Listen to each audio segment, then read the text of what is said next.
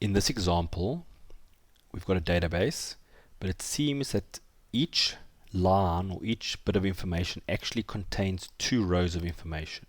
And ideally what we want is we're looking particularly for these 2 bits of information, but we do want it to pull through also this date and these items here.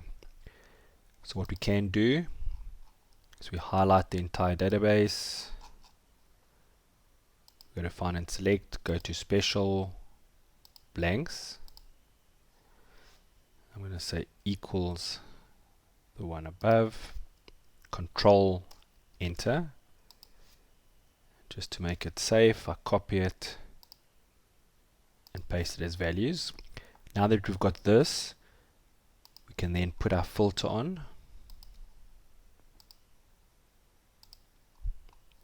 And we now need to decide what we want to keep. So in this case, we want to get rid of anything that says Tim here. So we'll go here, we'll select all the Tim. We highlight the row. Go down here, right click and say delete row. When we clear it, you'll see the data is much cleaner and we've got the information we want on a single row.